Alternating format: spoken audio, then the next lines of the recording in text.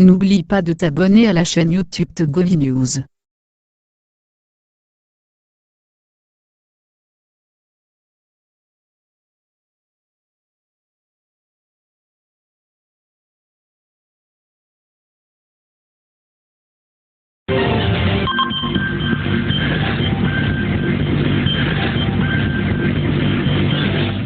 Madame, Monsieur, bonjour, bonjour à tous. Nous sommes très heureux de vous retrouver ce matin, mes confrères et moi, pour le décryptage de l'actualité socio-politique de notre pays. Taxi Presse de ce mercredi, c'est avec Tchakala Alirou, le grand citoyen d'État. Il est le patron de l'hebdomadaire Courrier de la République. Jean-Paul Agbo a été le patron de Focus Info et Isidore Akolor, le patron de Actu Express. Ensemble, nous reviendrons sur les grands sujets de l'actualité politique. En ce moment même, le gouvernement togolais anime une conférence de presse et semble venir au secours de l'Union des forces de changement. Conformément à l'article 12 du Code électoral, la C14 n'est pas partie prenante de la CENI pour qu'elle s'arroge le droit de désigner des représentants à la CENI, a déclaré tout à l'heure même le ministre de la fonction publique, le point focal du gouvernement, Gilbert Bawara, ajoutant ceci: la coalition n'est pas partie prenante de la CENI et à ce titre, elle n'a aucun droit de désigner les représentants de toute l'opposition à la CENI. Nous reviendrons sur le sujet et sur bien d'autres sujets de l'actualité chez nous. Nous n'aimons pas le conformisme, mais des débats contradictoires pour la vie démocratique. Taxi FM, la radio géniale. Retour en studio avec mes confrères. Pour l'instant avec nous, c'est le grand citoyen d'État Tchakala Aliro. Bonjour Tchakala. Bonjour grand citoyen Saint-Éric. Bonjour à toutes les grandes citoyennes d'État et à tous les grands citoyens d'État. Très bien, merci d'être avec nous ce matin. Il y a le CONAP, le Conseil national des patrons de presse, qui organise depuis ce matin une formation entre les forces de l'ordre et les journalistes pour établir un dialogue en période électorale. C'est une activité qui s'organise très régulièrement, surtout en période électorale. Vous y étiez ce matin? Oui, je suis allé assister au début de ces échanges entre les journalistes et les corps habillés. Je crois que le CONAP, sous la présidence de Tchagnaouari Miao, est en train d'abattre un grand boulot. C'est vrai, Jean-Paul Agbo avait mis la barre très haute. On a pensé que le bureau actuel aussi ne ferait pas grand-chose au regard de tout ce que le bureau sortant a eu à faire, mais on constate avec grand plaisir que le bureau actuel, sous la conduite de Tchagnaou, est en train de remonter vraiment la pente avec, pour le plus grand bonheur des membres de cette corporation. Et ce qui est tout agréable, c'est que c'est pas seulement les membres du CONAP qui ont été invités, il y a les autres associations de presse aussi qui étaient invitées, associées à cet événement, parce que nous tous, on n'a pas besoin, on n'est pas, si on peut être d'un autre bord que le CONAP, on se retrouve on n'est pas tous dans le CONAP. Dans le CONAP, mais on se retrouve sur les lieux de manifestation, on cohabite avec les forces de l'ordre et de sécurité. Donc, ces échanges-là ont eu le mérite de ratisser large et au niveau de tous les journalistes. Donc, ça a bien commencé et les échanges sont d'un très grand niveau. Et je crois que les journalistes qui ont pris part, surtout les patrons de presse qui ont pris part à cette journée d'échange, ressortiront de là très outillés par rapport aux échéances qui nous attendent dans les prochains mois. Donc, félicitations au CONAP d'avoir initié quelque chose comme ça qui, ma foi, ne permettra aux deux entités que sont les corps habillés et les journalistes de pouvoir connaître un peu leur positionnement quand il s'agit des manifestations, qu'elles soient interdites ou acceptées. Donc, ça permettrait d'éviter beaucoup de choses que nous avions eu à connaître de par le passé. Donc, c'est vrai que ce n'est pas la première fois quand même qu'au niveau du CONAP organise de tels genres d'activités. On le disait, c'est la saison. En période électorale, on organise toujours ce genre de manifestations, mais dans les faits, qu'est-ce que cela apporte beaucoup plus Oui, aux journalistes? on va là-bas, on se retrouve dans une ambiance Parce souvent... que ce qu'on observe, excusez-moi, ce qu'on observe très, très généralement, c'est que ceux qui viennent au niveau des corps habillés pour ce genre de formation, ce sont pas ceux qui sont sur le terrain, ce sont des patrons. Oui, malheureusement, quand on s'est retrouvé ce matin, l'ambiance était conviviale, les échanges empreints de fraternité, de très grande sincérité. Donc, il appartient quand même à ces officiers supérieurs qui étaient là de pouvoir répertorier tout ce qui a été les grands axes des échanges auprès de ceux-là qui se retrouvent souvent sur le terrain.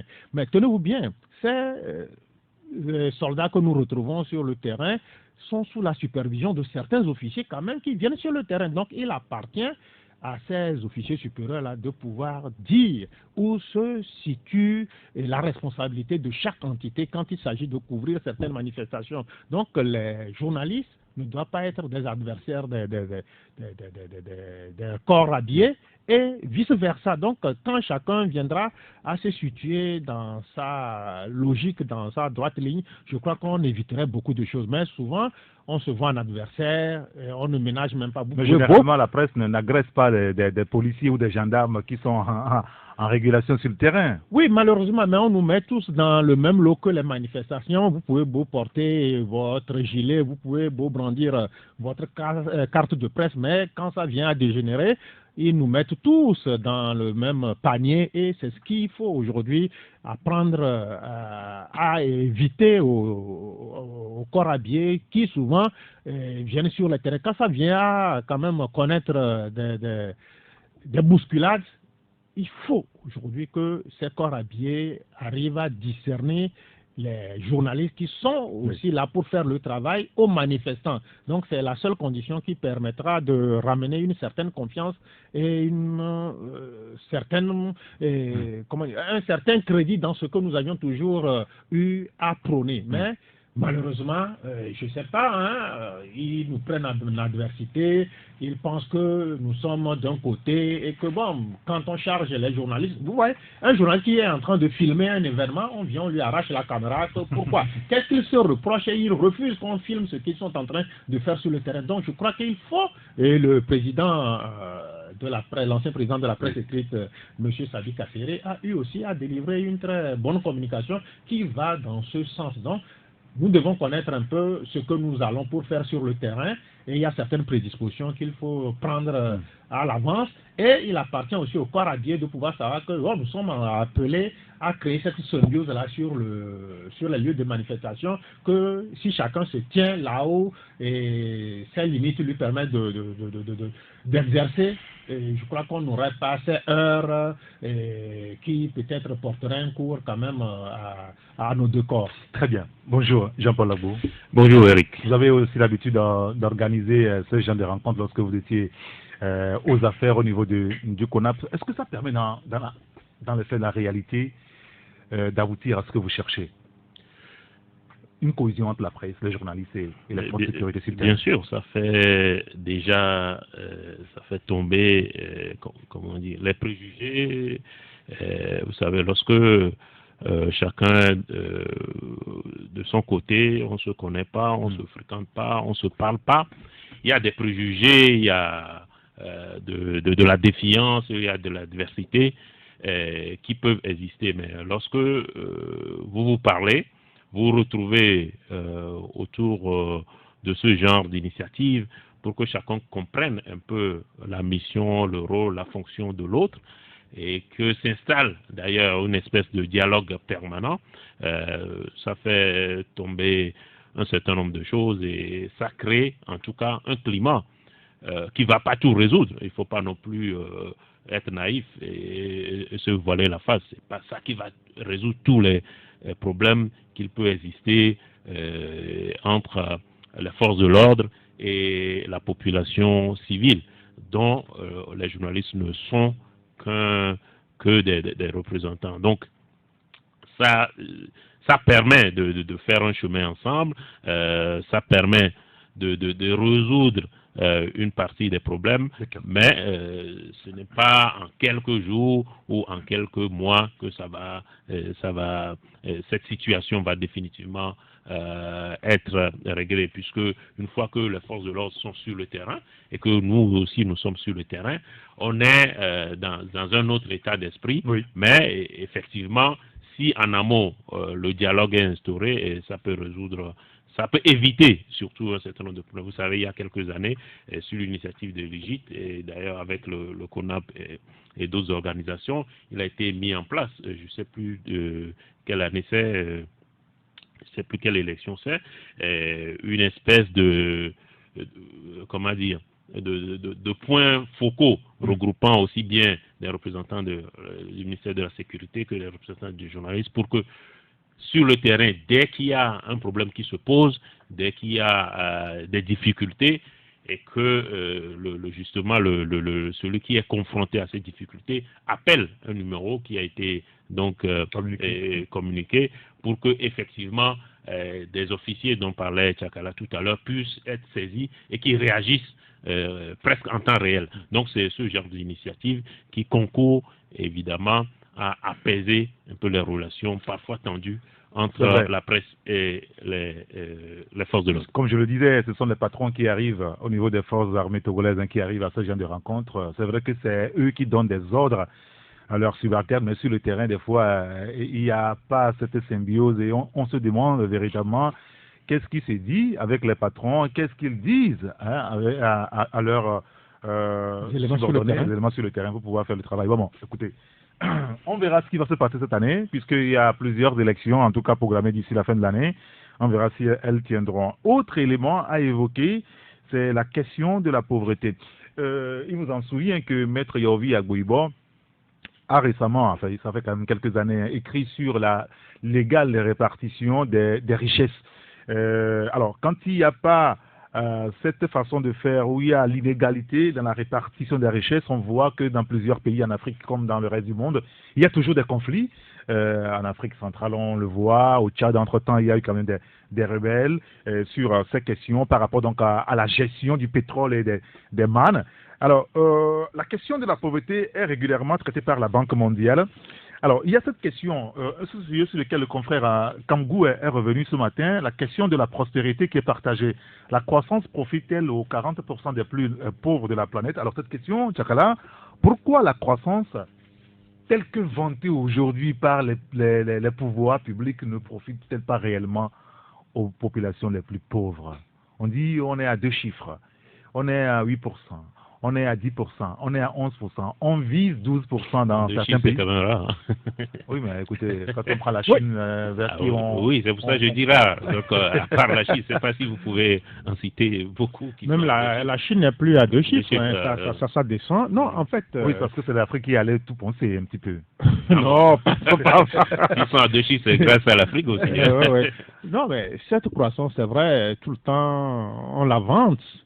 Mais dans les réalités des faits, on ne sent pas des incidences sur le vécu des populations. Que cette croissance soit à 1 ou à 2 chiffres en Afrique, on ne ressent rien sur le panier de la ménagère. Ça n'a aucune incidence. C'est en ce moment où on crie haut et fort que non, il y a des performances qui ont été réalisées et que la croissance elle est maintenue, voire soutenue, et que les projections sont à l'optimisme. Mais c'est en ce moment qu'on voit que rien, la pauvreté est en train de s'ancrer dans presque tous les compartiments. Au Togo, ça tourne autour de 6%. Oui, au niveau de tous les compartiments de notre vécu quotidien, l'incidence sur le panier de la ménagère, on ne le voit pas, on ne la voit pas. Et puis, quand il y a cette croissance-là, elle doit être partagée à tous les niveaux. Vous voyez, les salaires, ça ne prend aucun coût, aucun bon coût. Quand vous prenez les étudiants, depuis que nous étions étudiants dans les années 90 jusqu'à ce jour, la bourse, elle est de 21 600. Est-ce qu'il y a eu des augmentations? Rien. Et quand vous prenez aussi nos infrastructures, les équipements au niveau de nos centres de santé, hôpitaux, les équipements au niveau même de certains établissements scolaires, on ne ressent pas cette croissance qu'on dit être en croissance permanente. Oui. On ne vit pas ça. Maintenant, il faut chercher les conséquences À quel niveau? Oui, C'est que elles sont dramatiques, les elles sont conséquences. dramatiques. N'oublie Elles sont pas de dramatiques un t'abonner peu à la partout. chaîne YouTube On Togovi produit, News. mais la production n'est pas partagée, elle ne profite qu'à une petite clique.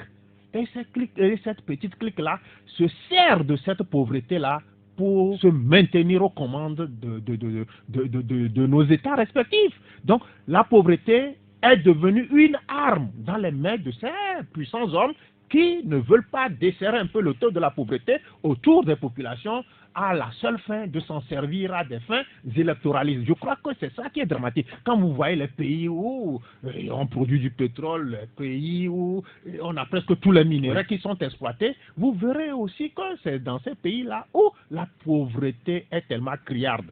Pourquoi? Parce que les populations ne profitent en rien de ces richesses-là. Il y a un certain déséquilibre dans la distribution des richesses de ce pays. Et un pays où la pauvreté vient à prendre le dessus sur la situation qui devrait quand même permettre au partage, à l'équité, c'est un pays en danger. On voit un peu les conflits un peu partout sur le continent africain, des conflits un peu partout qui prennent leur source de cette pauvreté. À partir du moment où on se sert de la pauvreté comme arme pour se maintenir aux commandes de nos États respectifs, vous conviendrez avec moi que cette croissance-là ne peut pas profiter à X ou Y, mais seulement à ceux-là qui sont au-dessus, dont le chef de l'État avait de façon ouverte dit. Le chef de l'État togolais dit que non, cette richesse-là profite à une minorité. Et nous en sommes là. Depuis que cela a été dit, on a applaudi, on a pensé que la tendance serait inversée. Qu'est-ce que le président togolais a fait pour inverser cette tendance-là? Rien du tout. C'est une interrogation. Ah, vous avez répondu, c'est rien du tout. Jean-Paul Agbo, sur cette question de la pauvreté qui court les rues, pas seulement au Togo, mais sur l'ensemble du continent, pourquoi est-ce qu'aujourd'hui... Sur le continent, dans le monde entier. Oui, bon, d'accord, très bien. Moi, je parle de ce que m'intéresse véritablement, l'Afrique. Mais oui, mais pourquoi est-ce que les populations ont le sentiment, finalement, que les richesses de leur nation ne leur profitent pas? Non, ce n'est pas qu'un sentiment, ce n'est pas une impression, c'est la réalité. Pour plusieurs raisons. Je pense d'abord que, en tout cas, en ce qui concerne la croissance dont on a parlé, oui. Je ne suis pas spécialiste de ces questions, mais il me semble que pour que effectivement la croissance puisse être ressentie dans le panier de la ménagère, dans la vie quotidienne de tous les citoyens, il faut que ça arrive à un certain niveau.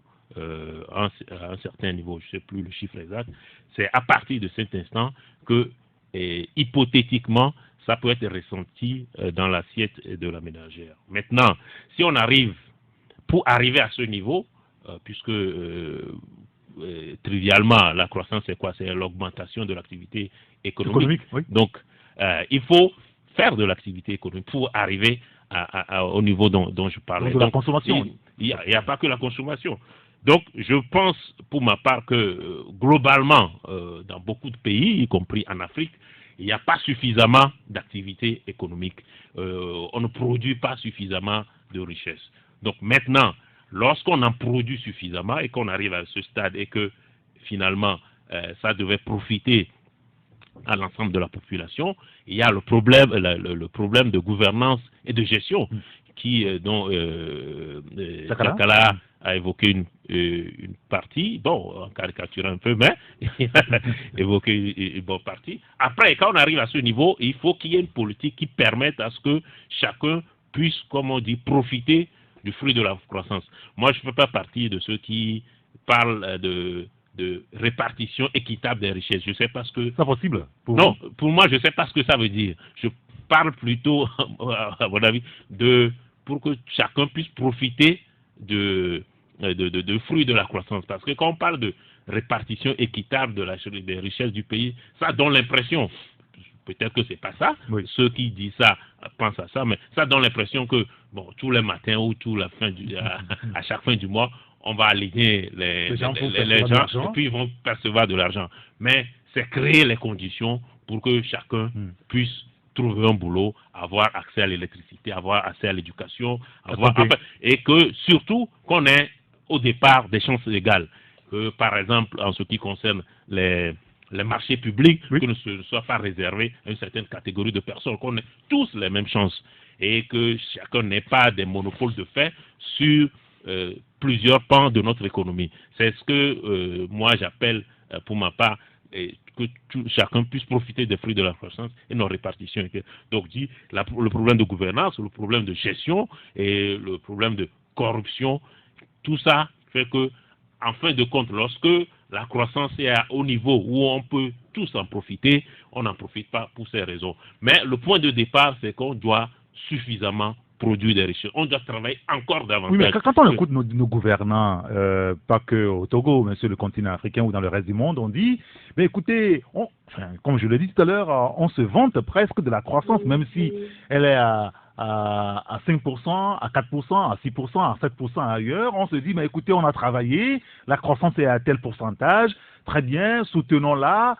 Mais après, on dit, ben, écoutez, il n'y a rien dans l'assiette. Comment est-ce qu'on comprend ça? Vous évoquez le cas de la gouvernance. Oui, je vais répondre à plusieurs niveaux. Le premier niveau, il ne vous étonnera pas qu'un gouvernement ne va pas dire, ben, écoutez, nous ne foutons rien. Bon, écoutez, le devoir de vérité quand même. Chacun vend son produit, l'emballe, tout ça. C'est pas ça le plus important, puisque même si on vend ça comme ça, à la fin de la journée, la ménagère se rend compte que ce qu'on lui vend, elle ne retrouve pas ça. Donc, finalement, les gouvernants ont beau vendre ce message-là, ça passe pas. Et la deuxième chose, c'est que effectivement, il y a des efforts, parce que souvent on compare, on dit en 2017, il y a eu ce taux de croissance, en 2018, ce qui n'est pas forcément faux, mais ce n'est pas suffisant, d'abord comme je l'ai dit, parce qu'on ne produit pas suffisamment de richesses pour que l'ensemble de la population puisse en profiter, et le peu qu'on produit, ben écoutez, la gestion, la malgouvernance font que le peu qu'on peut faire profiter à l'ensemble de la population, on n'y arrive pas. Parce qu'on l'a dit, corruption, malgouvernance, etc. Donc, c'est des problèmes à plusieurs niveaux, mais le plus fondamental pour moi, d'abord, c'est qu'on bosse davantage dans nos pays africains. Je pense qu'on est en retard, mais c'est nous qui bossons le moins. C'est vrai. Sérieusement, il faut voir les chiffres. Les chiffres. On bosse le moins en Afrique que dans les autres pays, en Chine et tout ça. Ici, les gens trouvent que c'est leur droit. Syndicats, les sociétés civiles, tout ça, trouvent que on bosse trop, on fait ceci, mais on est très en retard. Puisqu'on est en retard, on doit faire plus d'efforts que les autres. Donc, il faut qu'on bosse davantage. Et lorsqu'on bossera davantage, il faut que les autorités publiques fassent preuve de plus de responsabilité en gérant les richesses qu'on va générer et puis en faisant en sorte que cette richesse-là puisse, je dis, pas répartie de façon équitable, puisse faire en sorte de profiter à tout le monde. Très bien. Et écoutez, quand je dis profiter, encore une fois, c'est l'éducation, c'est la santé, c'est l'accès au minimum d'infrastructures. Des débats sociaux. Très bien. Écoutez, on va revenir sur le sujet tout à l'heure après la pause publicitaire. Retour en studio pour la seconde partie de Taxi Presse avec Jean-Paul Agbo et Tchakala Alérou. Tchakala, sur le même sujet, vous voulez évoquer la question liée donc à la gouvernance?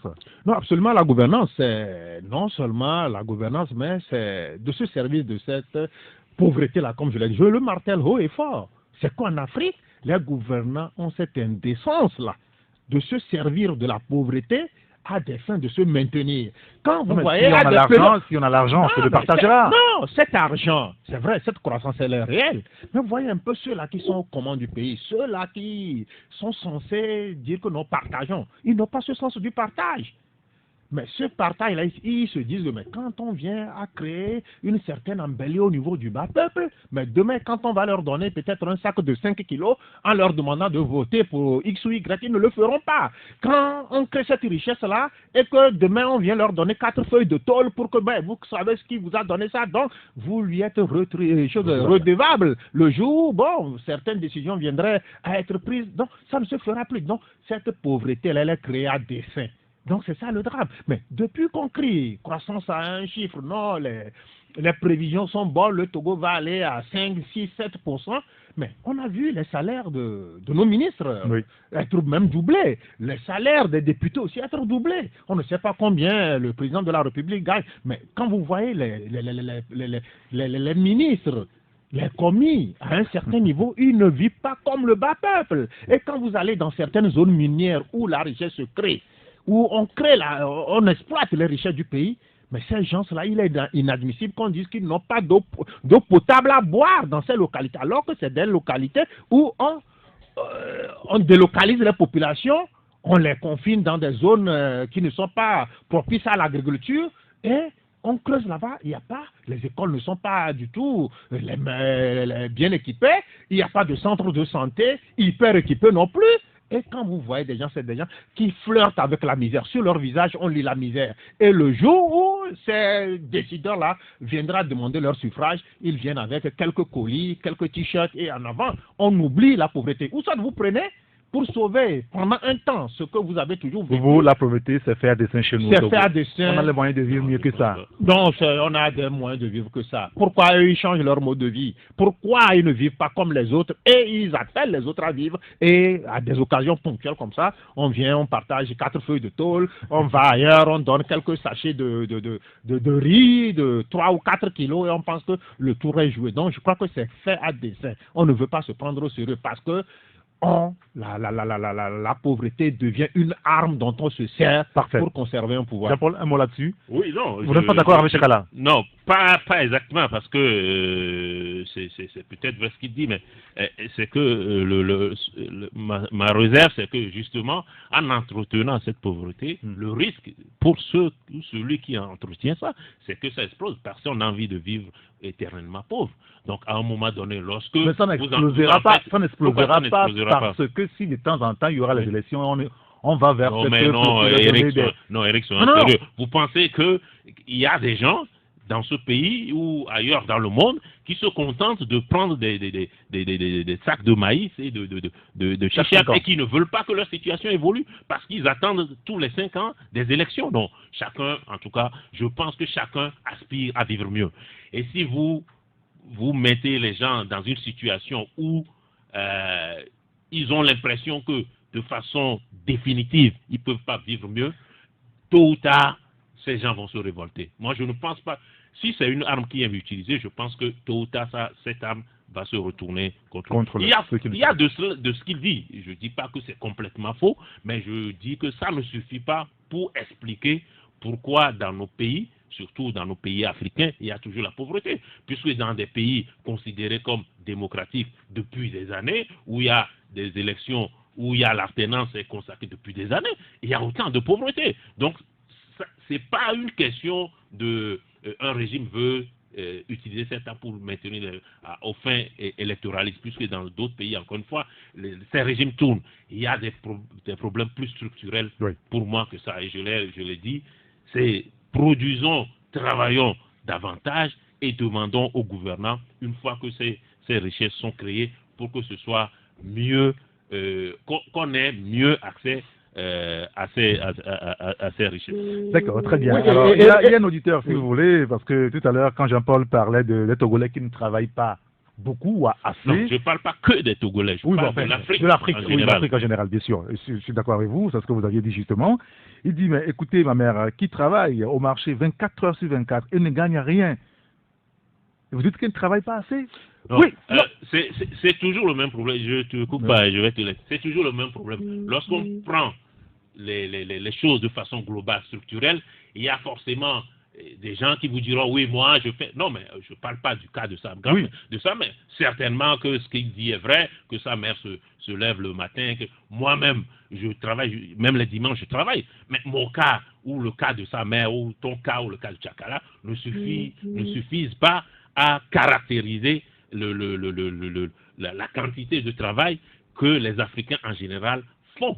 Je parle de chiffres, je n'ai pas les chiffres en tête, mais de façon globale, si on prend ce que le temps de travail qu'un Africain fait dans l'année et on prend la même chose pour un Asiatique ou des gens qui sont au même niveau de retard de développement, on est loin. C'est de ça que je parle. Sinon, chacun peut citer après sa grand-mère, son oncle, sa belle-sœur ou sa maîtresse. On ne s'en sortirait pas. N'oublie pas de t'abonner à la chaîne YouTube Togo News. On ne travaille pas assez, mais on travaille quand même pour sauver ce qui peut l'être. Supposons que je crée ma structure et que le SMIC soit à 35 000 francs. mais je bosse.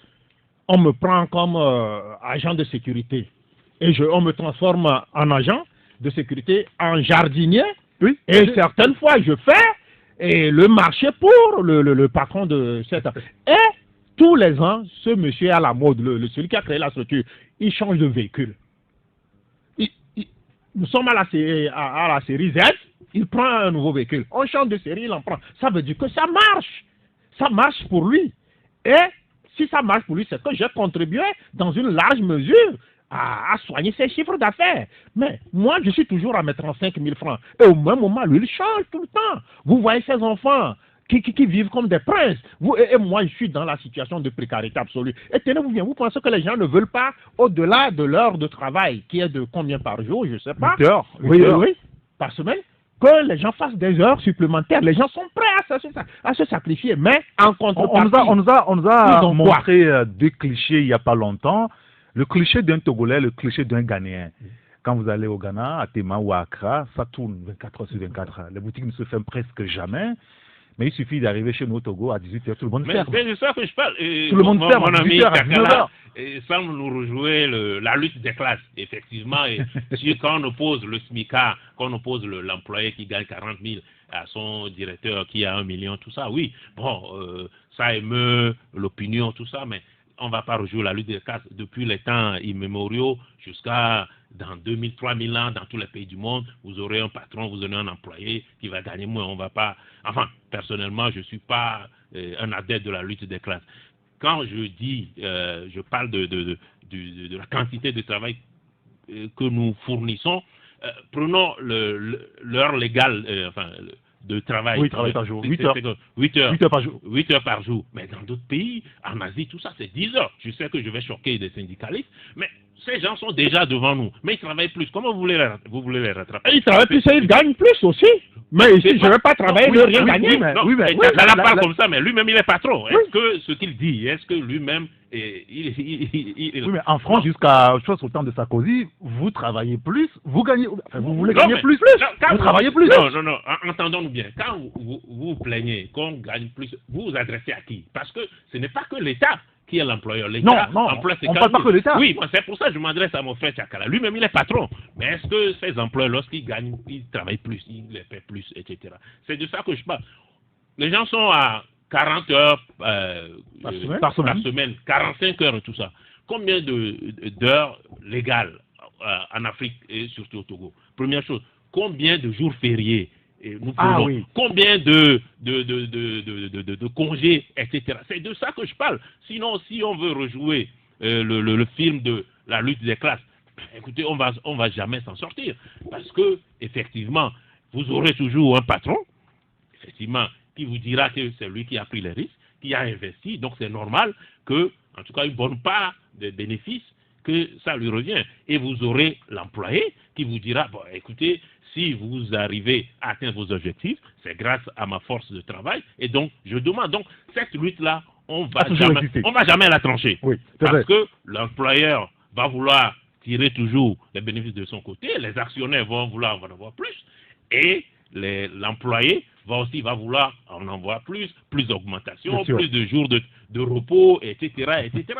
C'est pour ça qu'il y a des syndicats, c'est pour ça qu'il y a un dialogue social, c'est pour ça qu'il y a des conventions qui permettent à chacun de s'en sortir un temps soit peu. Alors, c'est vrai que le débat passionne quand même nos auditeurs. Il y a beaucoup de messages qui nous parviennent. Tout à l'heure, nous donnerons l'occasion aux auditeurs lorsqu'il sonnera à 12h20 d'intervenir pour aussi se prononcer sur cette question. Un auditeur qui revient sur la question de la répartition équitable. Je voudrais qu'on le fasse simultanément. Quand on parle de répartition équitable, c'est pour exprimer l'idée que les conditions de répartition permettent que la majorité, sinon la majeure partie de la population ait accès aux richesses suivant les efforts. La richesse doit donc être répartie de façon équitable, ce qui est différent de la répartition égalitaire, dit l'auditeur. Je pense qu'on a Jean-Paul est revenu un petit peu là-dessus. Alors, un autre auditeur qui nous dit, si on ferme tôt la boutique, c'est parce que nous sommes paresseux. Mais c'est... oui, c'est ce que je dis, c'est pas parce que nous sommes paresseux, voilà, mais c'est parce qu'il n'y a pas d'achat. Vous-même, vous connaissez que l'argent ne circule pas dans le pays, que c'est une minorité qui détient le pouvoir d'achat, contrairement au Ghana. Analysons les sujets de fond. en fond avant d'arriver à des conclusions hâtives. On ne fait pas de conclusions hâtives, mais on nous présente des clichés et nous analysons. Là, on passe à autre chose. Oui, Allez-y. non, sinon, vous savez, moi, je suis un peu surpris que quand tu vas chez le voisin de l'Ouest ou même chez le voisin de l'Est, ça vit tout le temps. Il y a pas Au Bénin, Au Bénin même. Au Bénin, ça vit plus que le Bénin. Oui, ça vit plus Non, que le sérieux. Bénin. Non, mais si les Béninois viennent ici, c'est pour la gastronomie. Quand ils viennent ici, c'est pour la gastronomie. On sait que notre pays regorge de tant de mets. Oui, mais en même temps, on peut pas allez-y là-bas Cotonou voir. pour venir à Lomé pour la gastronomie. Non, si, c'est ce qui se fait. Allez-y au niveau de certains points où on fait de la bonne bouffe. Vous ne verrez que les voitures RTG. Ils ont tellement produit qu'ils veulent maintenant RB. Et vous verrez que les gens viennent ici. Vous les verrez au niveau de Tantide, vous les verrez au niveau de Nopé Gallier. Ah, vous connaissez des endroits en plus. Non, si, parce que par moment, il faut se faire ce plaisir. Ah, d'accord. Donc, je dis au Bénin, déjà chez nous à 21h ou 22h, vous ne verrez pas souvent âme qui vibre. Et certaines fois, quand vous avez des urgences, quand vous avez des urgences et que vous sortez tôt la matinée, déjà à 5h, mais Lomé est mort. Alors qu'ailleurs, dans des capitales telles Accra ou Cotonou, oui, l'auditeur dit que l'argent ne circule pas. Ça ne circule pas. Ça veut dire que certains ont fait même base sur l'argent et qu'ils n'ont pas ce sens du partage. Tu peux beau bosser, tu peux travailler. Tu auras toujours ton SMIC quand l'autre là va tout le temps compter 5 millions ou 5 milliards. Monsieur, donc, pourquoi se défoncer à partir du moment où on est en marche de cette dynamique du partage de ce que nous produisons? Écoutez, on va passer à un autre sujet maintenant. Merci, monsieur, sur le sujet-là. Je voulais qu'on parle. Est-ce qu'on peut le faire en 5 minutes, le cas de l'Arabie Saoudite qui tue des journalistes? Jean-Paul Agbo, patron de presse, ancien président du CONAP, quand vous entendez ce qui est arrivé à notre confrère saoudien, est-ce que c'est pas choquant de la part de l'Arabie Saoudite? C'est le moins qu'on puisse dire. C'est véritablement choquant, c'est très scandaleux. Et je trouve même qu'on n'en fait pas assez, on n'en fait pas suffisamment.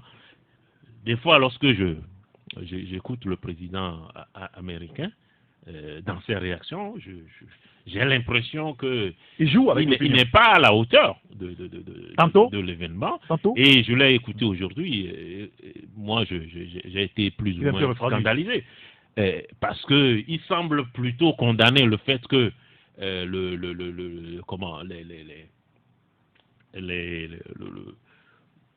ceux qu'on a envoyés, la bande qu'on a envoyée pour assassiner le confrère n'ait pas réussi à leur coup, c'est-à-dire y compris en le cachant.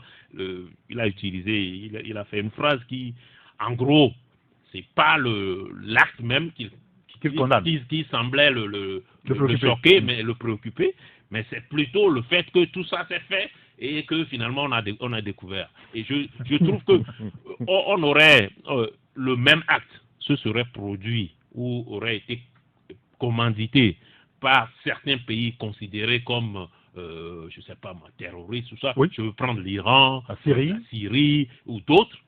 Mais je suis sûr qu'à l'heure actuelle, on réunirait le Conseil de sécurité. Mais j'ai l'impression que, comme c'est l'Arabie Saoudite, et que il y a de grands enjeux, y compris économiques et financiers, on assure simplement le service minimum. Mais ce que fait la Grande-Bretagne, la France, l'Allemagne aujourd'hui, c'est... Pour moi, tout ça, c'est des services minimums. Parce que, franchement, encore une fois, d'autres pays, qu'on vient d'en citer certains, auraient été à la place de l'Arabie Saoudite. Même la Turquie aurait été à la place de l'Arabie Saoudite. J'exagère peut-être un peu. Des tomahawks seraient déjà même peut-être en train d'être préparés pour être largués là-bas. Donc, ce qui s'est passé, c'est proprement choquant. Qu'on aille assassiner un journaliste, c'est vrai, dans l'enceinte de consulat, mais à l'étranger quand même, sur un territoire étranger, dans des conditions incroyables, atroces, c'est quand même extraordinairement scandaleux. Et donc, je trouve que les Occidentaux, en tout cas les pays occidentaux, les leaders mondiaux, leurs réactions ne sont pas à la hauteur de ce que ça devait être, mais les prochains jours, peut-être que certains attendent que l'enquête aboutisse pour prendre des positions plus fermes. Même si on doit aussi le reconnaître, il y a des réactions, le boycott de Davos du désert, le grand événement économique qui se déroule actuellement en Arabie Saoudite, c'est des choses à saluer. Très bien. Tchakala, un commentaire sur ce sujet-là? Non, c'est très choquant, c'est trop choquant. Je suis un peu peiné que certains ne veulent pas que les journalistes fassent leur job. Et vous avez vu, c'est la grande artillerie qui a été mobilisée pour cette sale besogne. Et d'après certaines indiscrétions quand même qui sont dignes de foi, on a pris 7 minutes pour commettre ce forfait-là. Et il paraît qu'il était encore vivant quand on le dépaissait, le confrère. C'est abominable. Quand vous êtes ailleurs et que vous êtes en situation, votre refuge, c'est le consulat ou bien l'ambassade. Maintenant, quand un citoyen ne vient pas à trouver le bon refuge dans ce qui peut être le périmètre de son pays, dans un autre, là, ça fait mal. Et vous avez vu, on s'est ému pendant un temps très bref. Et on risque d'assister à un revirement de situation parce que l'Arabie Saoudite... Ça peut constituer un précédent dangereux finalement. Un précédent dangereux. Et des pays vont se mettre à tuer les journalistes gênants. Ceux-là qui sont en train de peut-être mettre du sable dans leur plaque au pied, on va les liquider. Si on a dépêché des guettes, si des gens, la grande mobilisation a été faite pour tuer un seul homme, journaliste, vous conviendrez avec moi qu'on va ouvrir les vannes comme ça à toutes les incertitudes. Tout journaliste qui veut se montrer un peu gênant, là en avant, quand on a tué Khashoggi, qu'est-ce que les autres ont fait? On n'a rien fait. Donc, en avant, nous aussi, nous allons nous lancer dans ce débat et éliminer ceux-là qui gênent notre régime. Donc, je crois. Et puis, vous voyez, on est en train de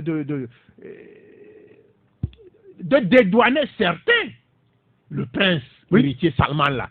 On estime que non, il n'est pas de preuve. Non, soyons sérieux. C'est vrai, l'Arabie Saoudite, c'est une grande puissance économique et les contrats là-bas se chiffrent à plusieurs milliers de milliards de nos francs. De dollars. Oui. Mais si on peut montrer à l'Arabie Saoudite que nous vivons une autre époque, et si on peut éprouver cette Arabie malgré ses richesses-là, je crois que ça vaut la peine. Vous pensez que c'est la Libye ou l'Iran ou un autre pays qui aurait fait ça, que les mois ne seraient pas plus vifs que ce que nous sommes en train de vivre? Et on a Donald Trump même en train de tempérer sa position. Ça veut dire que l'argent est en train de parler. Que vaut la vie d'un homme par rapport au... Non, pas du tout. Que vaut la vie d'un homme par rapport au contrat? Non, mais... si au niveau... Le président sénégalais et un autre sont à Davos pour le truc. Oui, c'est vrai. Vous savez, c'est les contrats. Non, mais il n'y a pas encore de position officielle quand même. C'est triste, mais la façon dont il a été tué, je crois que... C'est un truc qui a été prémédité, qui a été mûri de longue date, et ils se sont donné les grands moyens pour arriver à cette triste fin. Très bien. Merci beaucoup. On va maintenant évoquer le sujet politique. Le gouvernement togolais, s'il n'a pas encore fini, doit être en train de faire sa conférence de presse, une conférence de presse qui ressemble beaucoup plus, selon plusieurs de journalistes, plusieurs de nos reporters qui sont sur le terrain, à un secours qui est donc porté à l'union des forces de changement. Et d'ailleurs, le ministre Gilbert Bawara disait en introduction de la conférence de presse tout à l'heure que la coalition n'a pas le droit de désigner. La coalition n'est pas partie prenante de la CENI et à ce titre, elle n'a aucun droit de désigner les représentants de toute l'opposition à la CENI. Il évoque même l'article 12 du Code électoral. Conformément donc à cet article-là, dit-il, la C14 n'est pas partie prenante de la CENI pour qu'elle s'arroge le droit de désigner des représentants de la CENI. Autre élément évoqué à la conférence de presse tout à l'heure, au sujet justement du statut. N'oublie pas de t'abonner à la chaîne YouTube de Goli News. De changement. Eh bien, Gilbert Bawara confirme que l'UFC est un parti de l'opposition. Y a-t-il eu déluge pour interdire à l'UFC d'être un parti de l'opposition? S'est-il interrogé? On va revenir sur le sujet tout à l'heure, mais avant, Jean-Paul, dans votre journal ce matin, Focus Info, au-delà de votre éditorial, qui revient un petit peu sur ce dont on a parlé ici hier, où vous disiez que la loi, c'est la loi. Il y a une semaine. Il y a une semaine, oui. Il y a une semaine, c'est la loi qui dirige un pays, c'est pas les émotions, encore moins le bon sens qui dirige un pays. Je voulais qu'on revienne sur la question des opposants un petit peu, puisque vous placez pas mal de photos des têtes de pont de l'opposition et vous dites que c'est les marchands d'illusions. De quelle illusion vendent-ils? Oui, les marchands d'illusions, c'est un titre, il faut lire la je l'assume, c'est un titre un brin provocateur, mais en même temps, l'analyse qui est faite, c'est que pour ma part, je tombe un peu des nues parce que on en est aujourd'hui là à débattre de quoi? Depuis, je viens ici avec les amis, depuis 2-3 semaines, etc. Oui. De quoi on parle en fait? On parle d'un siège à la CENI. Oui. On parle d'une bataille de chiffonniers autour du siège de l'UFC. Est-ce que l'UFC doit être à la CENI? Est-ce qu'il faut donner le siège à l'NC et tout ça? C'est de ça on parle et c'est ça le débat qui cristallise aujourd'hui les tensions dans notre pays. Oui. Et c'est autour de ça que l'Assemblée nationale, pour une rare fois dans sa vie, a failli connaître comment dire, des affrontements, y compris des députés qui en sont venus. Mais pour moi, c'est quand même quelque chose d'extraordinaire. Parce que il y a un an, on était loin de les revendications, les problèmes, les soucis, les aspirations qui ont amené les manifestations, qui ont amené, qui ont obligé quelque part le pouvoir à un dialogue qui a amené la CEDEAO à intervenir dans la situation politique togolaise, n'était pas de ce niveau, parce que pour moi le siège et tout ça c'est important et tout ça, mais on est très loin de cela. Il s'agissait, et je vous le rappelle quand même, du retour à la Constitution de 92. Bien sûr, il s'agissait du vote de la diaspora, et il s'agissait, à un moment donné, de la démission de Faure Gnassingbé. On rappelle dans cet article cette scène que moi je qualifiais de surréaliste. Et le chef de file de l'opposition, Jean-Pierre Fabre, debout à Décon, demandant à Faure Gnassingbé de venir négocier les conditions de son départ. Tout le monde semble avoir oublié ça. Et aujourd'hui, on en est où? Un an plus tard, ni démission de Faure Gnassingbé, qui est toujours là, ni retour à la condition de cadre. Plus personne n'en parle d'ailleurs. Et le seul dont on parle un peu, y compris dans la feuille de route, c'est le vote de la diaspora. Le vote de la diaspora qu'on n'aura pas pour cette fois-ci. Et les réformes dont on a parlé à un moment donné et semblent être dans les oubliettes. Il me semble pour ma part que... On a laissé la proie pour l'ombre. Ah, bien sûr. Et que aujourd'hui, ça fait partie des sujets qui, pour moi, font consensus. La limitation de mandat, je ne sais pas si aujourd'hui, il y a encore beaucoup de Togolais, ou il y a en tout cas des Togolais, qui pensent qu'il ne faut pas limiter le mandat. Je crois que c'est quelque chose de tranché. Aujourd'hui, l'élection à 2 tours, aussi, ça fait la recomposition de la Cour constitutionnelle, etc. C'est des choses qui, aujourd'hui, s'imposent, se sont imposées. Mais on n'est pas passé de l'aspiration à la concrétisation. Et on a laissé la bataille pour la concrétisation de ces aspirations-là pour se concentrer sur un sujet, encore une fois, d'aucuns estimeraient que c'est très important, mais pour un siège à la CENI, mais soyons quand même sérieux. On ne va pas commencer à mourir, à avoir des blessés pour un siège à la CENI.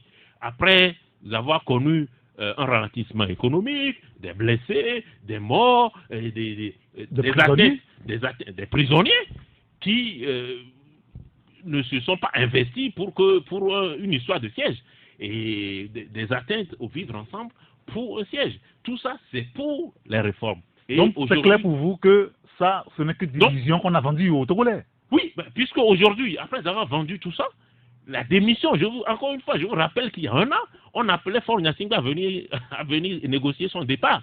Ça, c'est ce que j'appelle illusion. Aujourd'hui, on en est sur des batailles de décennies. Donc, c'est ça qu'on appelle, enfin, on a dénommé les marchands d'illusions. Les illusions dans le papier. Très bien.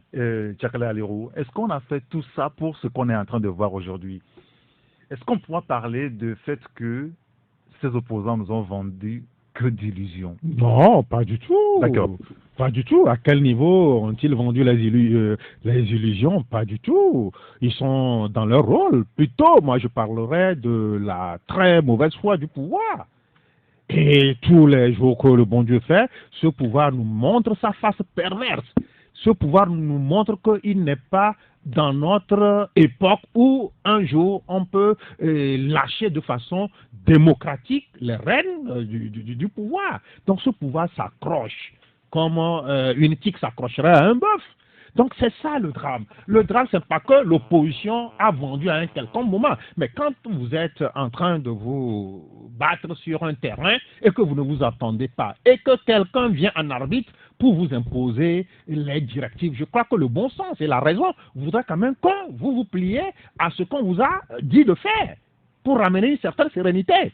Et aujourd'hui, le pouvoir nous a montré qu'il n'a pas été sincère en appelant la CEDEAO à venir à la rescousse du pays. Pas d'illusion vendue au peuple parce qu'à un moment donné, la coalition a accepté la proposition de la CEDEAO. Et c'est un acte élégant. Et tenez-vous bien, quand la feuille de route a été soumise aux Togolais, au peuple, ou bien à la classe politique, ou bien aux deux protagonistes, si je veux parler, mais c'est le pouvoir qui était le tout premier pour lécher les babines que non, tiens, nous avons gagné. Aucune préoccupation de l'opposition de la C14 n'a été prise en compte. Maintenant, vous vous retrouvez dans cette feuille de route. Vous avez gagné. On vous demande de la dérouler et ça devient un problème.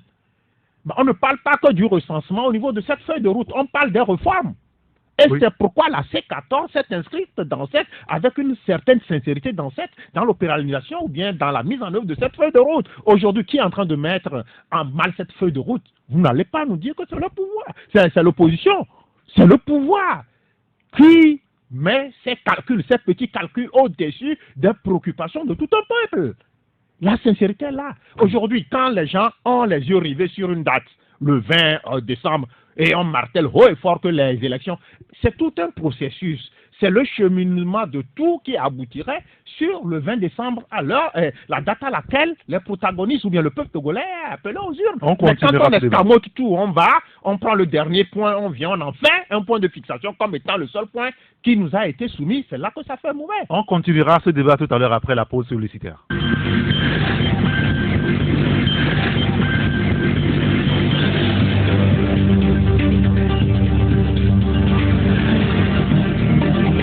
Taxi Presse, dernière partie avec Jean-Paul Agboa, Aroued était le patron de Focus Info et Tchakala Alirou, le patron de Courrier de la République. La liaison avec la rédaction a été établie. Bonjour Jean-Marie Leblanc. Bonjour Eric, bonjour à tous. Merci de nous avoir rejoints et ce matin, on commence quand même le Taxi Midi. Quel est le menu?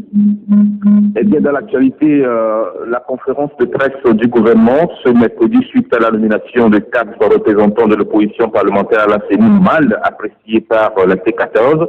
La réaction du ministre Gilbert Bawara à suivre dans le journal. Et puis, une conférence de presse après une autre. Hugues Atipo lui revient sur la rencontre de la coalition avec les professionnels des médias hier mardi.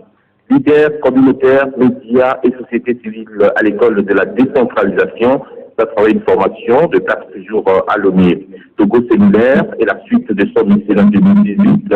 Elle a offert mardi des kits scolaires à 2 nouvelles associations. Mais avant tout, Eric, un clin d'œil sur la journée du 24 octobre. Aujourd'hui, donc, journée mondiale de lutte contre la poliomyélite et celle des Nations Unies. Voilà les principales infos de Taxi Midi à suivre à partir de 12h45. Oui, c'est bien ça, 12h45 sur Taxi FM. Merci beaucoup, Jean-Marie Leblanc.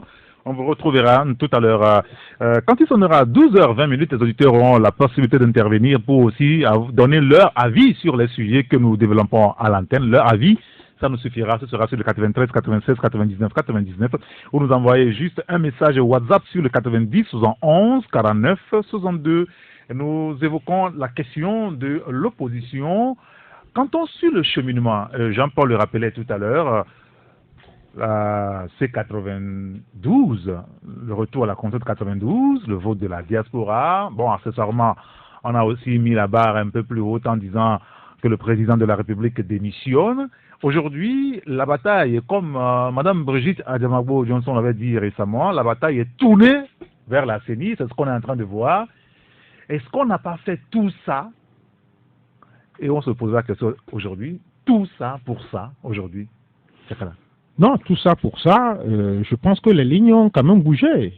On n'a pas de réforme. Les lignes ont quand même bougé. Les gens savent qu'il y a un malaise dans ce pays. C'était pas ça l'objectif. Non, les gens savent qu'il y a un malaise dans ce pays. Les gens savent qu'il y a un pouvoir hermétique qui ne veut pas concéder quoi que ce soit pour que l'alternance... La presse l'a dit. Mais à un moment, tout était figé et on pensait qu'on avait tout assujetti et que le boulevard était grandement ouvert et le pouvoir devrait slalomer comme bon lui semble. Maintenant, cette crise qui est née depuis le 19 août 2017 a eu le mérite d'attirer l'attention de l'opinion internationale sur le cas togolais.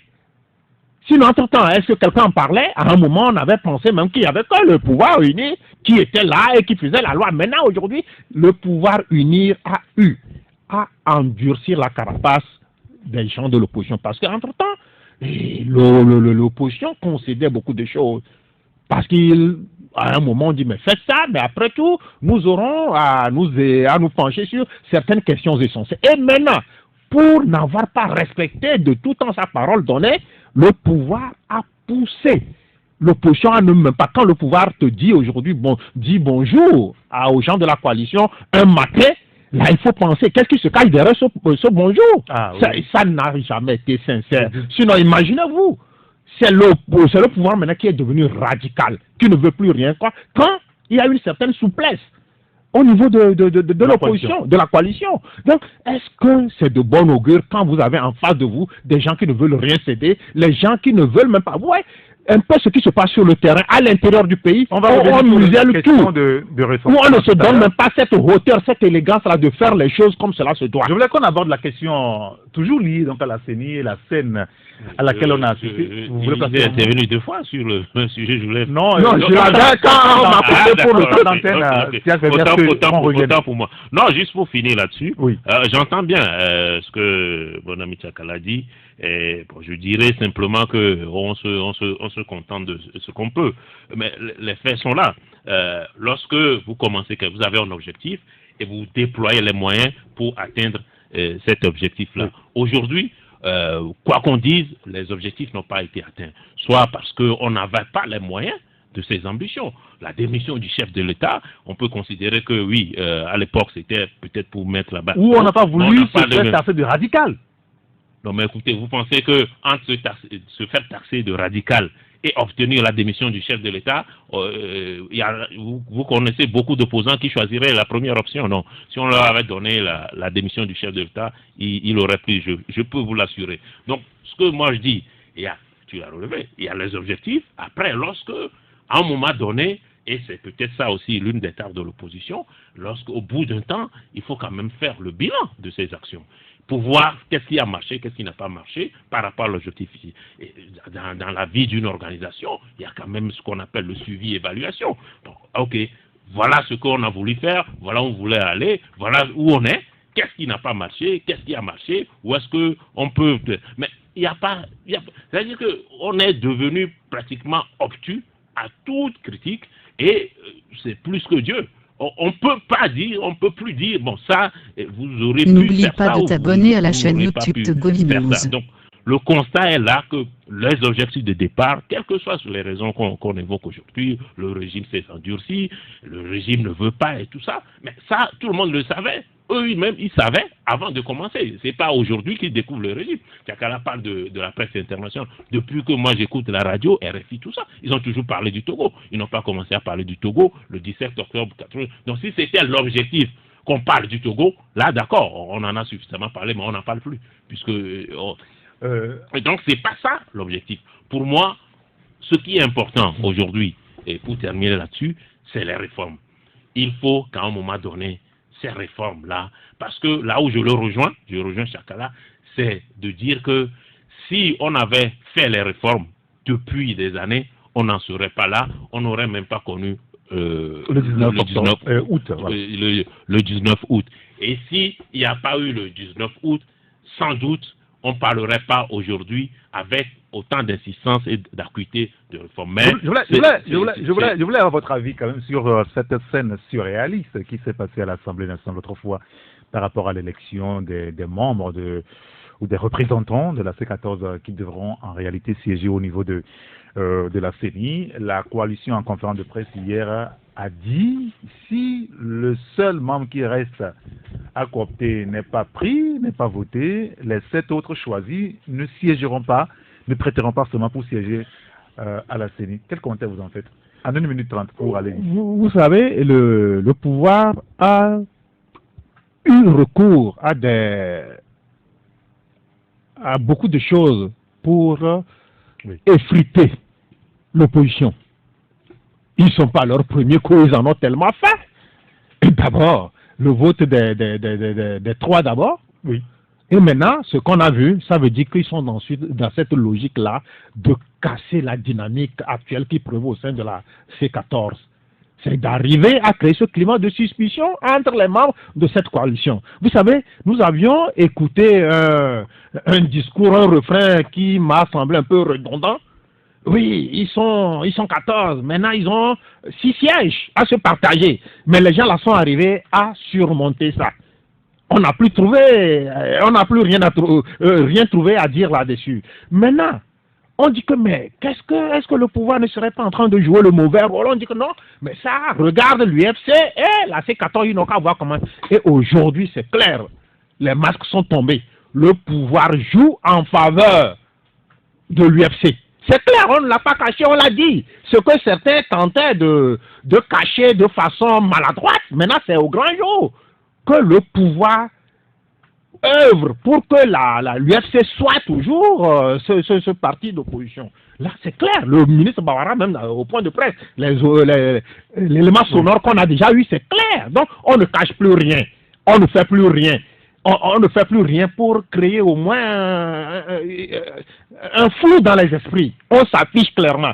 Et ceux-là qui avaient entre-temps dit que c'est le pouvoir qui tire la mauvaise ficelle pour que le statu quo, pour que la situation pourrisse, afin que le pouvoir se donne l'attitude de faire ce qu'il est en train de bien s'y faire à son profit au niveau du recensement se fasse. C'est ça, nous sommes encore là.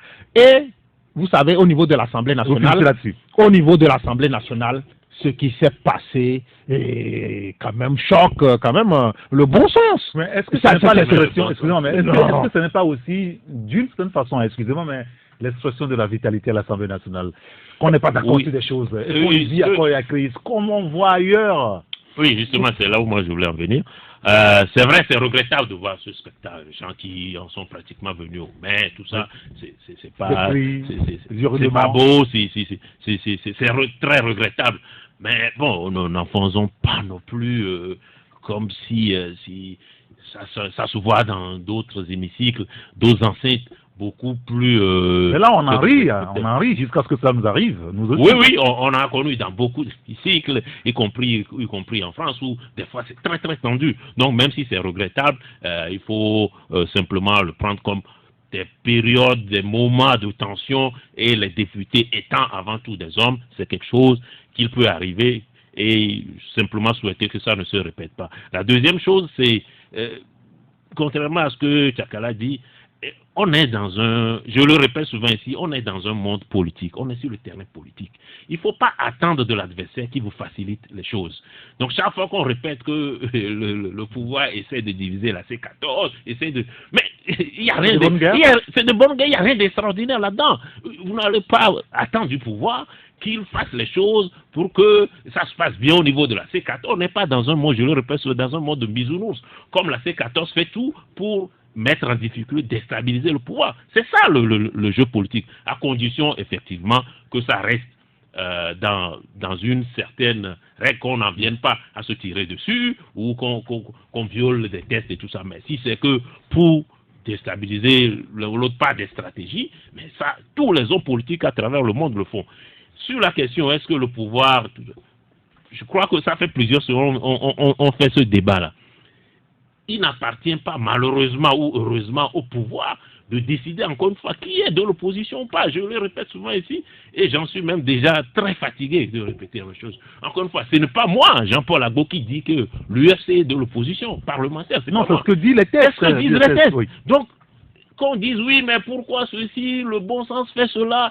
D'accord, on entend ça. Il faut aussi des bons sens. Alors, maintenant, on va à l'Assemblée. C'est l'Assemblée qui désigne ou qui nomme les représentants. Vous voulez que l'Assemblée fasse quoi? À partir du moment où le député, le représentant de l'UFC refuse de démissionner. Bon, concrètement, au-delà du débat qu'on fait, concrètement, qu'est-ce que l'Assemblée, qu'est-ce que le président de la République, qu'est-ce que le Premier ministre, qu'est-ce que le président de la CENI concrètement doit faire par rapport à Maître Omao qui n'a pas démissionné de l'UFC et de la CENI. Écoutez, on s'est basé sur des tests pour chasser des gens à l'Assemblée nationale. Parlons des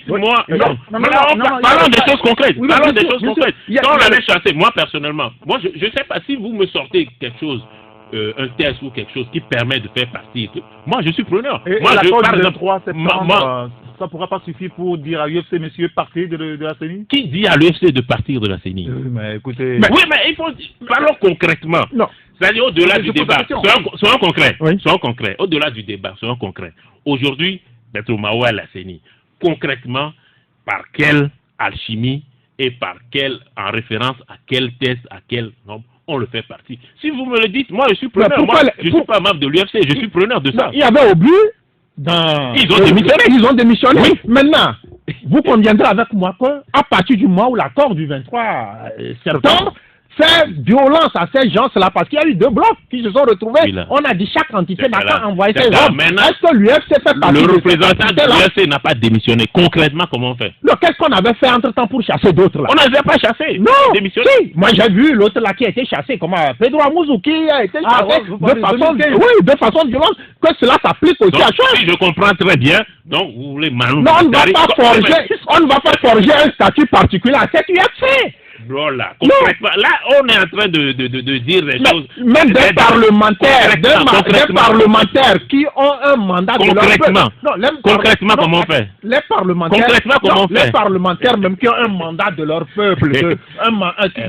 Concrètement, comment on fait?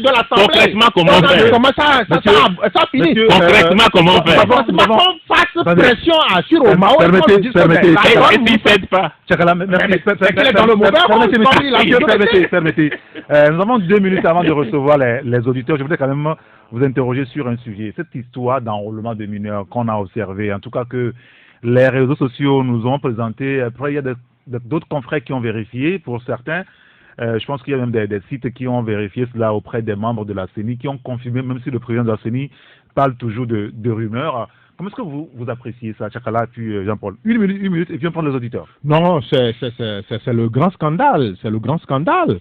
Mais quand on vient à mêler nos jeunes enfants, les mineurs, à une question aussi sensible, quand on leur apprend la triche, quand on leur apprend à tricher. Absolument. On n'a pas 18 ans, on n'a pas besoin d'enrôler ceux-là qui n'ont pas 18 ans. Mais qui le font? Mais quand le président de l'institution vient dire que non, mais si c'est des cas avérés, ils vont purger, ils vont épurer le fichier, c'est tout triste.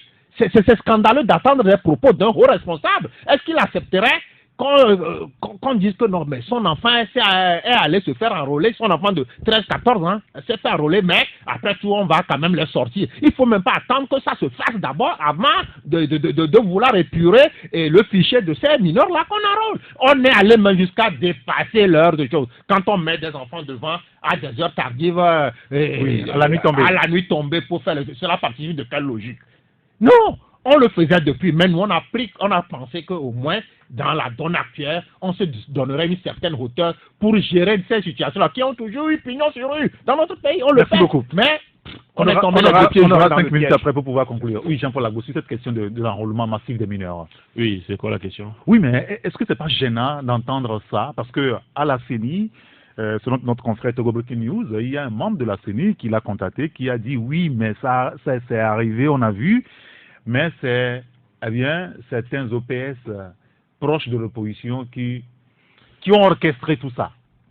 Non, Mais déjà, si les mineurs sont enrôlés, est-ce que c'est pas un problème? Je ne sais pas qui est à l'origine, mais ce qui est patent, c'est que effectivement, on a tous vu les images, et c'est des images qui ne sont pas contestables, qu'il y a des mineurs qui sont enrôlés.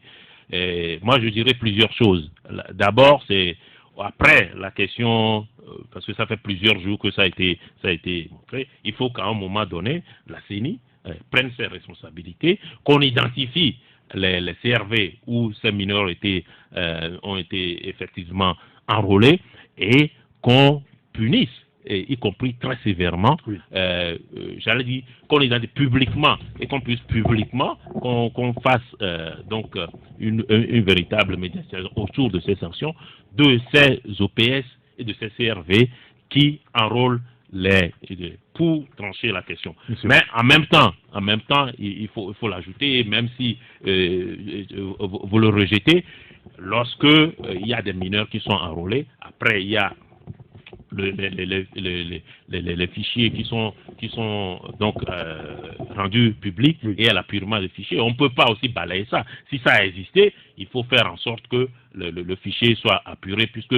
c'est ce que le code prévoit. Très bien. Merci beaucoup, messieurs. Vous mettez votre casque. On va maintenant écouter nos auditeurs qui sont au téléphone. C'est sur le 93 96 99 99 ou le 99 20 09 59. C'est sur ces deux numéros que vous pouvez nous joindre en direct. Alors, si vous faites l'option de nous écrire, c'est sur WhatsApp, le 90 71 49 62. Notre premier auditeur, allô?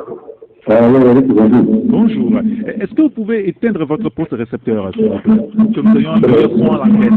Un meilleur son à l'antenne. Ça siffle. Allô? Oui, c'est bon maintenant? Oui, ça peut y aller. Quel est votre nom, s'il vous plaît? C'est Abalo. Nous vous écoutons, monsieur Abalo. Oui, j'aimerais appuyer ce que Jean-Paul venait de dire sur au début de la position de la C14. En ce sens que le langage a changé maintenant. Au début, il disait que le retour à la Constitution de 92, le départ du chef de l'État et le vote de la diaspora. Mais aujourd'hui, le langage a changé. Et maintenant, moi, dans tout ça, là, moi, je plains notre frère Tiplin Chidam. C'est comme si, chez nous, un pays qui avait dit qu'il a trouvé l'eau de la rivière et maintenant, les poissons sont montés au-dessus de l'eau et les autres viennent en profiter. C'est ça, c'est dans ce jeu que la C14 est actuellement. Est-ce qu'au début, il parlait de siège? Quel est le débat maintenant? Ils viennent tenir, ils brandissent cette question de l'Union sur Nakarazi. Ils doivent promis au peuple, comment fait-on là, tout ça là. Aujourd'hui, rien. Jacob Lagoa, tout dit, il a raison. Moi, j'appuie sa thèse. Parfait, très bien. Merci beaucoup. Dans un jeu, ils sont dans un jeu. Aujourd'hui, tu peux à la partie, ils veulent maintenant manger. Bon, ils n'ont qu'à faire du pour manger. D'accord, très bien. Merci Abalo. Merci beaucoup. Merci de nous avoir contacté. Passez une excellente journée. Un autre auditeur qui nous dit, les gens du pouvoir nous ont toujours coulé ou roulé de la même manière. Et je pense que c'est l'arrivée de WhatsApp qui les met à nu. Ils peuvent tout faire, c'est-à-dire le gouvernement. Cette fois-ci, ils n'iront pas loin. Les enfants se sont enrôlés même la nuit dans la maison des chefs traditionnels. Allô? Ah, je pense que l'auditeur est parti. Il y a un autre qui est là. Allô? Allô? Oui, bonjour. Oui, bonjour. C'est monsieur? Allô? Oui. Allô? Est-ce que vous nous recevez? Oui, je vous reçois. Oui. Quel est votre nom? Oui, je m'appelle Raymond. Ah, votre ligne n'est pas tout à fait bonne, on ne peut pas être à l'antenne avec vous, toutes nos excuses. Vous rappelez 93 96 99 99 ou le 99 20 09 59. Un autre auditeur. Allô? Allô? Bonjour Rick. Bonjour. C'est Pasteur Emeka. Monsieur, Pasteur Emeka, comment allez-vous? Je vais bien. Nous vous écoutons. Moi, je voulais juste savoir ce que la feuille de route a dit concernant les participants à la CENI. Est-ce que la feuille de route a dit que c'est l'UNIR et la coalition seule qui sera la CENI ou soit l'opposition parlementaire? J'ai voulu juste comprendre. Est-ce que vous avez une copie de ça, que vous nous disiez ça, qu'on puisse comprendre quoi? Oui, on en a parlé il y a une semaine ici. On a même lu l'extrait concernant donc ce sujet-là. Si vous voulez, on peut quand même revenir là-dessus. Vous avez autre réaction à faire? Non, c'est juste ça. Je voulais juste savoir qui doivent être là-bas. Qui sont ceux qui doivent être là-bas, quoi. D'accord, très bien. Je vais retrouver le test rapidement et puis je vous donne Merci. l'avis quand même de ça. Merci quand même, cher ami, merci de nous avoir contactés. Alors, sur le sujet, justement, je pense avoir trouvé le test. Il y a le test qui dit: au titre de la CENI, les deux parties se sont félicitées des propositions visant à obtenir une CENI plus inclusive et plus équitable par une participation plus importante de l'opposition. Aussi a-t-il été reconnu le droit et la liberté pour chacune des parties, comme le prévoit la loi, de désigner librement ou de maintenir ses représentants.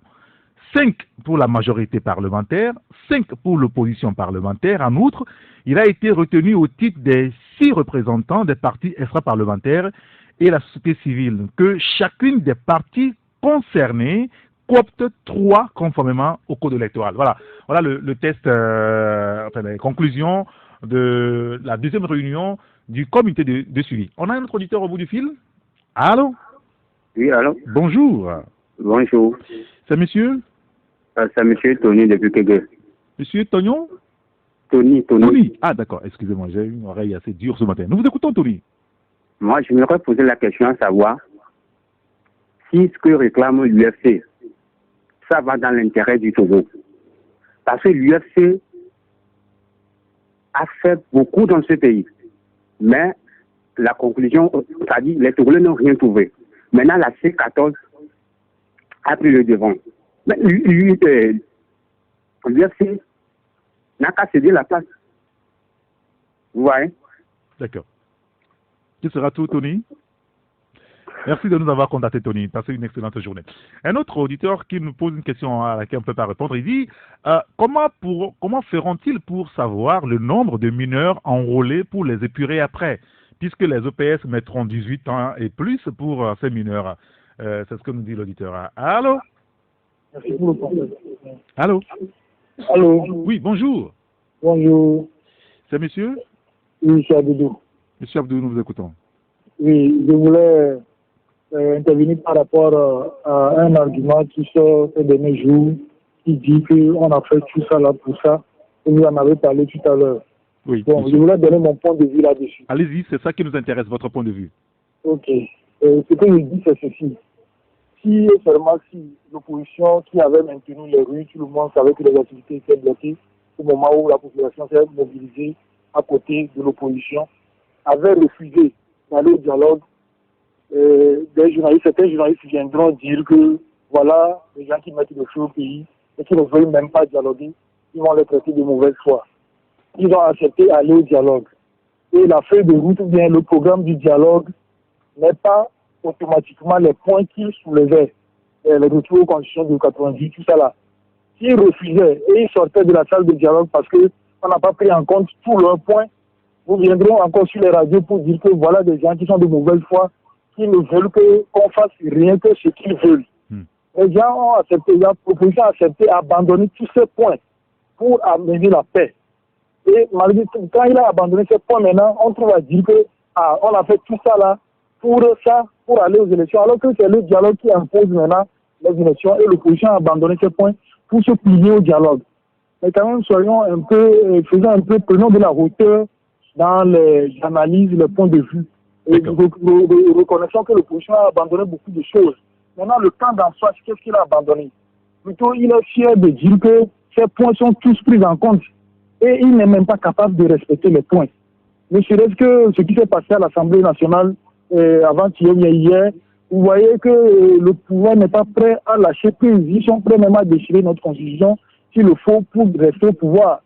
Parce que le problème de l'UFC là, finalement, même si on dit qu'on revient au niveau des députés parlementaires, le nombre de députés là, la dame de Susso Togo a démissionné. Pourquoi ils n'ont pas pris ça en compte? Bon, en tout cas, au niveau de l'Assemblée, le président de l'Assemblée nationale a dit qu'elle n'a pas encore formalisé sa démission.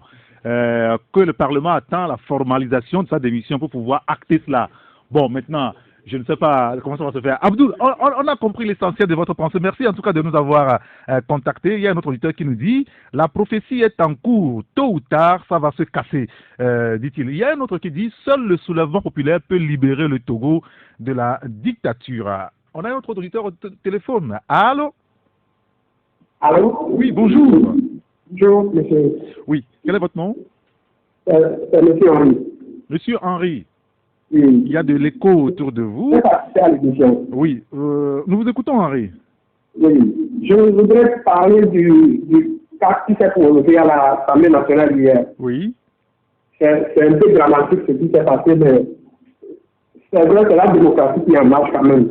Mais j'aimerais demander à M. Jean-Paul que c'est la démocratie Monsieur Henri, le principe est simple. Quand vous nous appelez, vous donnez votre point de vue sur les sujets que nous débattons. Ok. Aux conférences. Sur ce, j'aimerais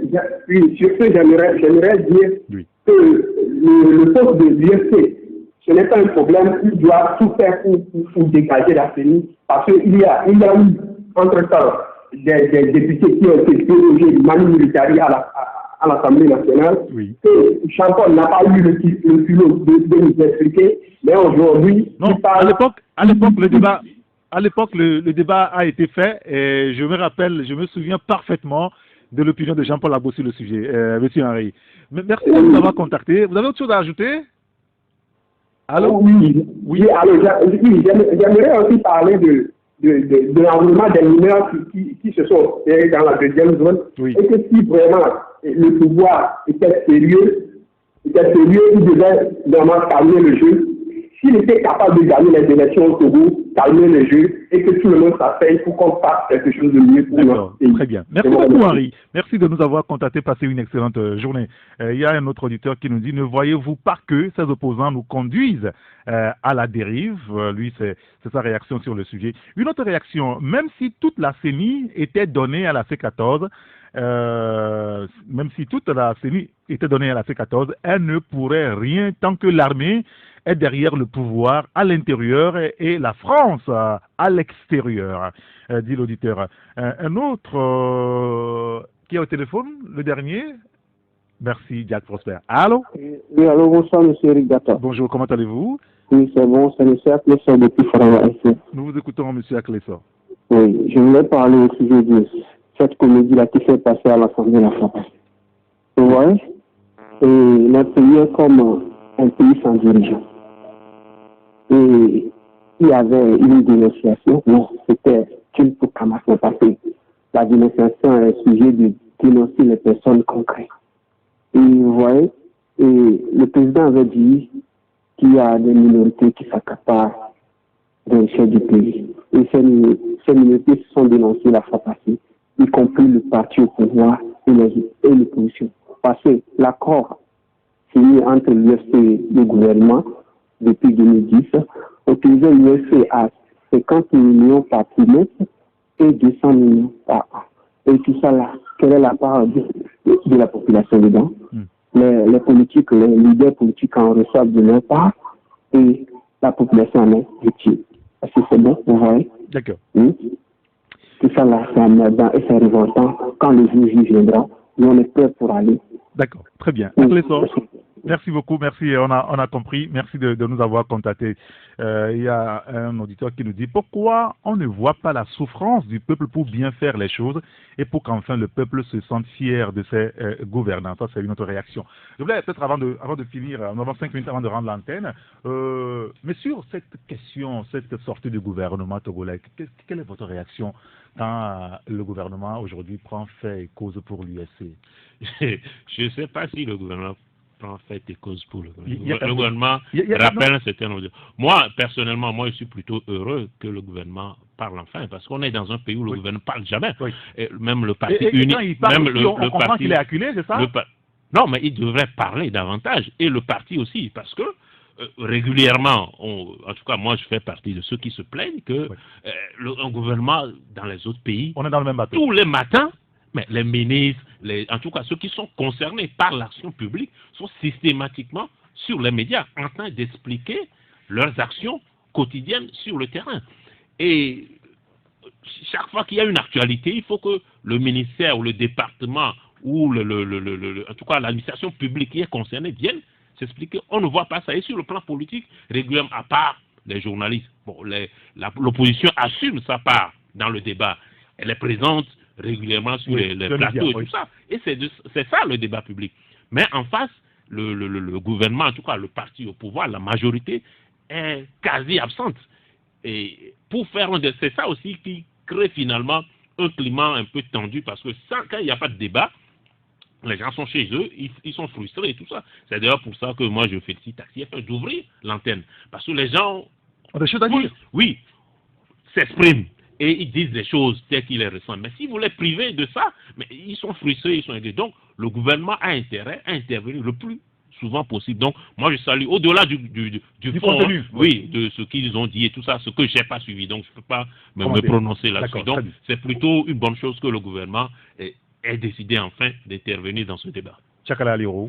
Oui, si le gouvernement veut expliquer une certaine situation au Togolais, je crois que tout ce que le gouvernement tente de faire se retourne finalement contre lui, parce que la manière n'y est pas. Bon, c'est vrai, Christophe Tchao était là en tant que qui? Il était là en tant que membre du gouvernement ou en tant que qui? De la majorité. Non, mais la majorité, c'est vrai, elle est là, mais qu'on laisse les ministres gérer le truc. Et s'il y a des explications à donner. Non, il est parlementaire. Il est parlementaire. Mais si on veut nous expliquer la situation qui a prévalu là-bas, il y a quand même des parlementaires à même aussi d'expliquer la position du parti. Pourquoi pas lui? Non, pourquoi lui? Pourquoi? Qu'on laisse le gouvernement. Non, c'est une cuisine interne. Ça fait un mélange de genres. Ah bon? Et un mélange non, ça fait un peu bigarrure et c'est pas du tout bien. D'accord. Vous savez, le gouvernement est dans une posture de déréliction totale, absolue. Tout ce qui se fait pour justifier des situations, malheureusement, se retourne contre eux. Il ne trouve pas cette porte de sortie. Quand on est... C'est pour ça qu'il communique? Non, il communique, mais les communications, c'est tellement bancal, et ça n'apporte rien de concret pour lever les zones d'ombre qui sont là. Ils viennent épaissir davantage des situations jadis qui existent. D'accord. Donc, ça fait un peu bizarre pour un gouvernement. Pour conclure, Tchakala. Non, pour conclure, je dirais que, vous savez, à un moment, il faut accepter jouer les bons rôles dans un pays. Quand on est aux commandes d'un pays, les comptes seront demandés à ceux-là à qui le peuple a donné une certaine onction de défendre sa cause sur le terrain. Mais quand ces gens-là se transforment en épouvantail, quand ces gens-là se transforment en ceux-là qui tiennent solidement et qui ne veulent rien lâcher, je crois que ça finira un jour par s'exploser. C'est que comprimer certaines injustices, les ressentiments qu'on a en soi, parce qu'on a la force, on interdit au peuple de pouvoir extérioriser ça.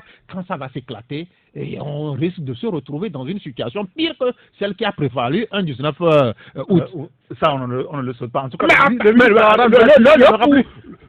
pouvoir est en train de conduire le peuple. C'est ce qu'on avait dit.